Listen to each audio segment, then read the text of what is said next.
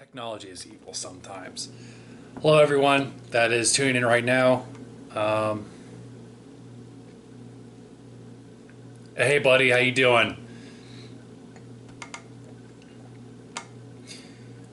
Just gonna do the Q&A real quick. I'm gonna post it on Instagram and then on YouTube as well. I'm doing a Q&A for my upcoming books, City of the Half Angel and Phantom Lock Mysteria. Um, those are coming out October 31st on Halloween, and I'm just doing a special Q&A for that. Yes, this is wine. I'm a big wine drinker. I know it's a little bit of a cliche, but I love wine.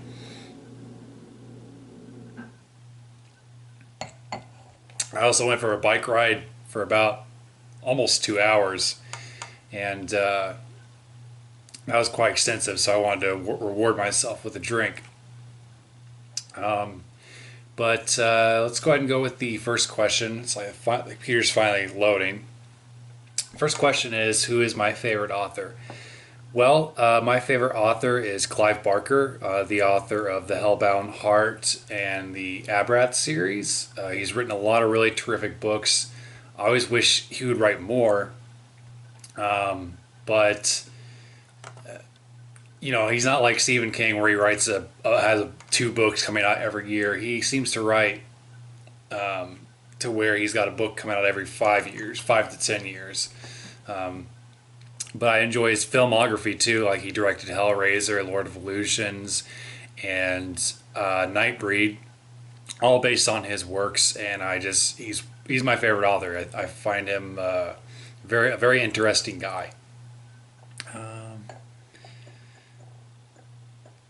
VHS Cricket says, "What? That's awesome, dude. Shoot me a YouTube link after it's up so I can watch it in its entirety when I actually can.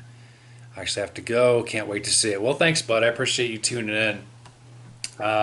Next question is, what are the two books about? Well, excuse me. City of the Half Angel is the third installment in the Half Angel series, and the Half Angel series follows an FBI agent named Angela Nardi, who was born half angel, and she never knew who her parents were. She was sort of raised on a farm, and she became an FBI agent to sort of investigate the paranormal. And it's like in her world, the paranormal isn't widely known, so she's kind of treated like Fox Mulder in a lot of ways, where a lot of people think she's just kind of crazy. Um, but yeah, she uses her position in the FBI to sort of try to find out more about herself, and ends up battling, rogue archangels, demons, vampires, all sorts of good stuff.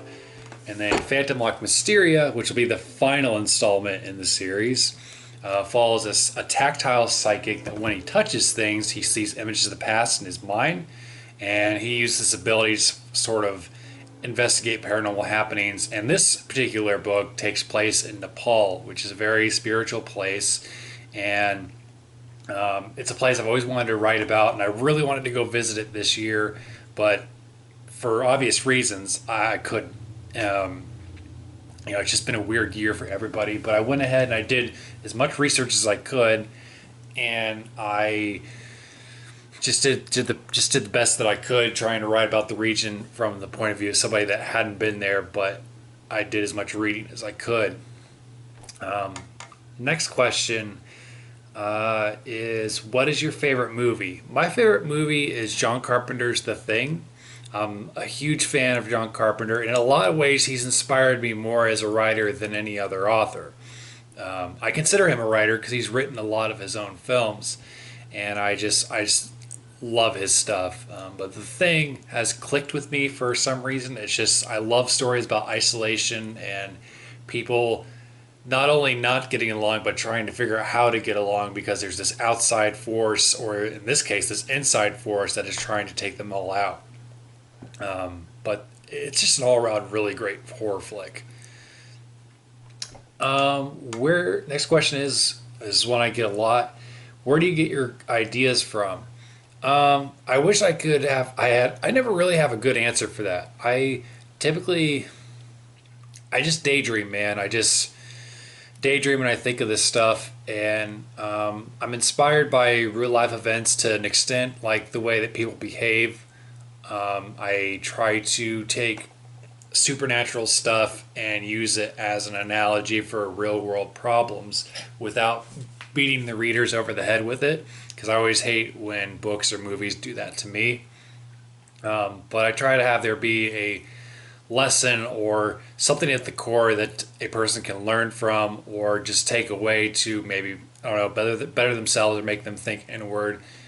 So that's been a big thing for me when I'm writing.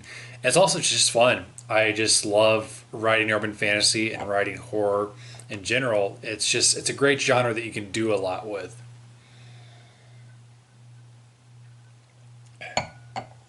Next question is, what do you plan on working on next? Well, I'm probably going to take the rest of the year off just so I can recuperate my creative batteries. That being said, I might start working on the audiobook version for The Legacy. The Legacy is a book that I wrote. I've described it as a cross between Halloween and The Shining, and I think it makes the most sense to do first for an audiobook so that way I can test it and see if I like the process. And if not, it's not like I did one for one of the series and feel like I have to do the others. But I'm really optimistic and excited about doing an audiobook version. I'll be recording it myself, and I am excited to test it. I bought recording equipment earlier this year with the intention of recording it this year, but between writing two books, having a full-time job, and everything else in life, I just couldn't do it. So that'll be my next project. But next year, I do want to write another book. I haven't decided what exactly I'm going to do. I'm going to take a break from urban fantasy, but I've got two other books that I potentially want to do, and I don't want to write two books next year like I've done this year and last year because it's very tiring. It's very exhausting. I mean, I still love the process, but it's a little much. I was just like, man, I just need to take a break. I need to not push myself so hard in 2021, and I think that will end up being what happens. And I don't know if I want to necessarily announce what ideas I have yet, because I don't want to commit to anything because I'm really stuck between these two ideas. One's a One is a science fiction fantasy, and then the other is a gothic modern day horror.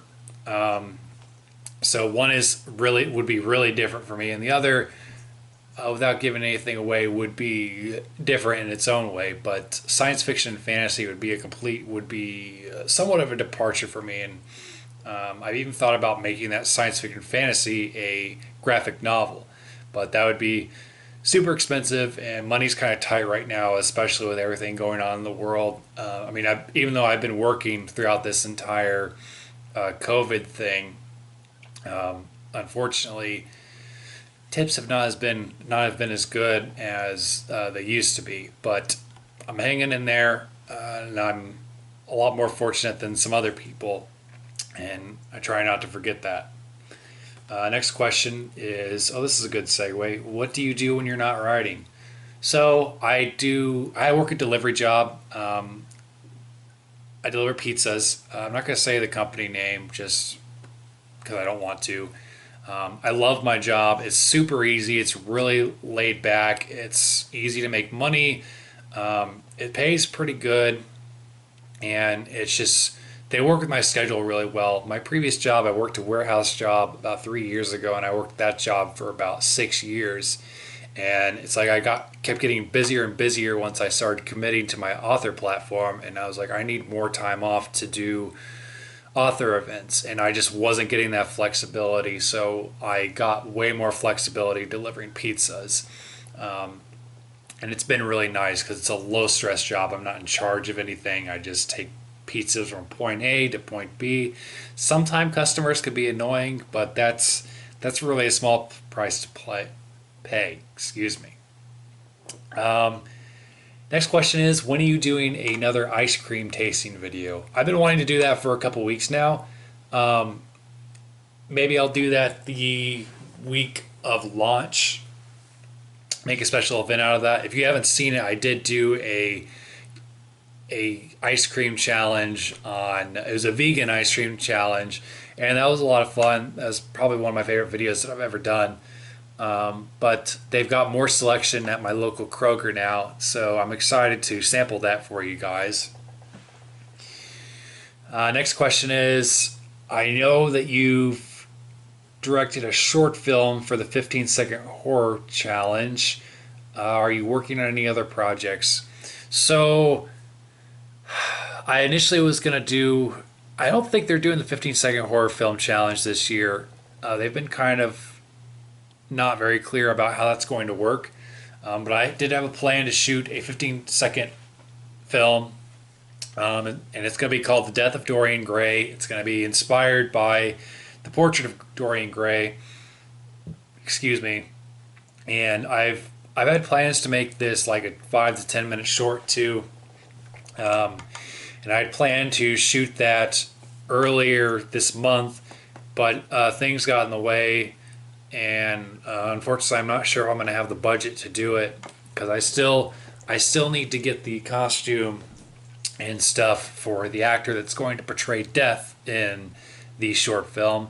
But the 15-second short film itself can definitely be done without Death physically appearing. So look out for that sometime soon. I'm hoping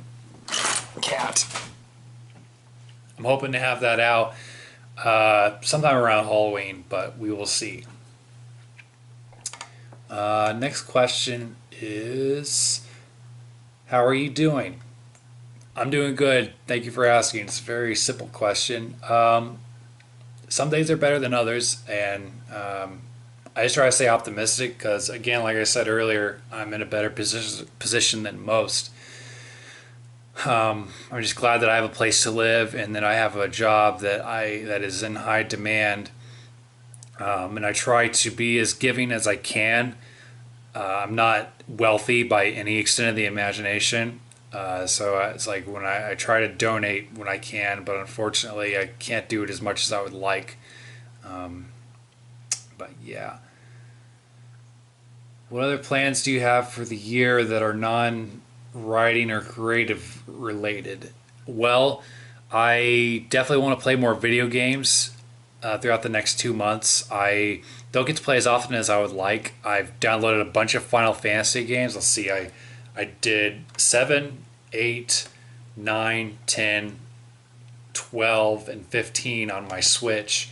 And I've only beaten 7, and I'd say I'm about quarter way through 8 and 15. So I would really like to finish 8 and 15 by the end of this year, and then jump straight into 9 by the beginning of January. So we will see. I really like video games, and I think now that I'm older, I appreciate the ones that have more of a story, and the Final Fantasy games have a lot of really great stories that I really enjoy. I even did a video about Final Fantasy VII, which is a game that I would probably recommend to everybody, even if you're not a gamer. I mean, it's hard, it's really difficult, but the story is just phenomenal. Next question is, sorry, I lost my place. Do you have a favorite book? My favorite book is The Thief of Always. That is written by Clive Barker, and if you haven't read it or if you're not familiar with it, it's about this kid who gets invited by this mysterious figure to go to this place where every day is a different holiday. So it like jumps to Christmas, Valentine's Day, St. Patrick's Day, Halloween, you name it. It's all holidays. So it's like every day is a party pretty much, and it's a good story about appreciating the here and now, because I remember being a kid and wanting to move to the next holiday. It's like, okay, Christmas is over, but when is it going to be here again? And as an adult, I can certainly appreciate living in the moment.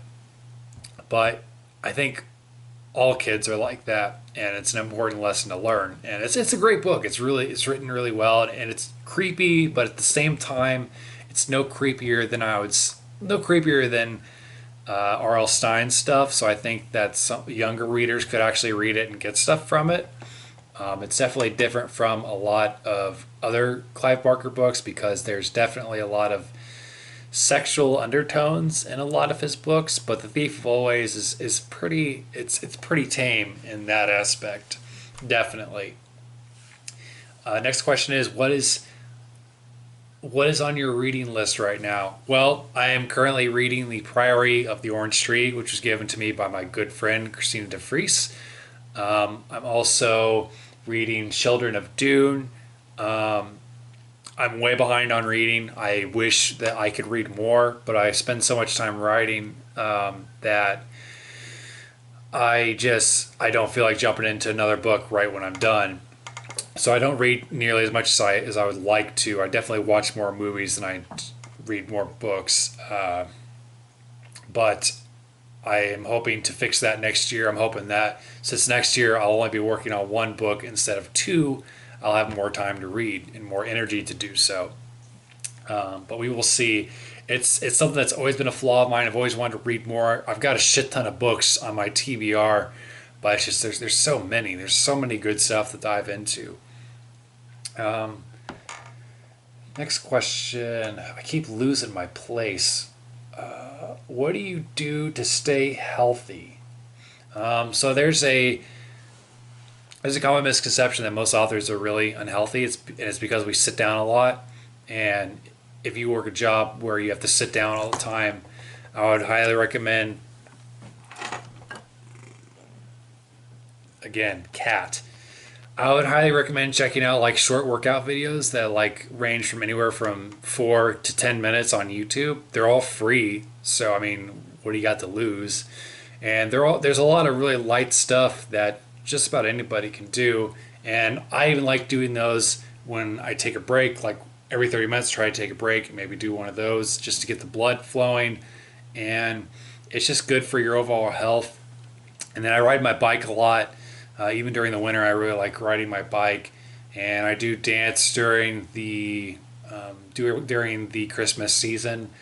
But other than that, I just try to watch my diet and try not to eat too close to bed. That's a big thing for me. I sometimes eat too close to when I'm going to go to bed, and that's when fat can store up because your body doesn't burn through stuff as quickly when it's sleeping.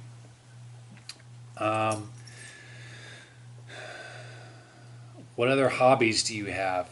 Well, like I just said, I dance and then I do video games. I love collecting movies. I'm a big movie guy. The whole reason I got into writing was because I couldn't make the films that I wanted. They're too big and too expensive for me to do. So I was like, books are a lot like film, and a lot of my readers have said you write your books like they're a movie. And I think that's true, and I take that as a compliment. I don't think that's a bad thing. I think that is part of my voice. But it's something I've always wanted to do is to more so direct now than act. I used to be really into acting, but I think writing and directing my own film, like a short film or something really low budget, like I would never want to work for Disney or any of these big studios unless it was a really small film that they were just like, okay, $10,000, you can do whatever the hell you want because $10,000 is nothing to them. But that would be my dream is working on short films and indie films and all sorts of stuff and stuff like that. Because a lot of my favorite movies are smaller films. Like I love stuff like The Avengers or The Matrix or any of those other big budget films. I love a good portion of them. But there's something special about something like Evil Dead or Clive Barker's original Hellraiser, where it was made on such a small budget, so they had to get creative with how they shot things, and in a lot of ways, it makes it more real. So I just love that sort of filmmaking because I think it's just so intimate. But it looks like that's the last question. Thank you, everybody who has tuned in, everybody who's checking out my books. You can find them on Amazon. They'll be available on ebook and paperback. Phantom Luck, Mysteria, and City of the Half Angel will be available on Halloween, so make sure you check that out. If you're watching on YouTube, comment below. Let me know what you're reading. Let me know if you have any questions. I will comment and answer those. Thanks always for watching. Have a great night.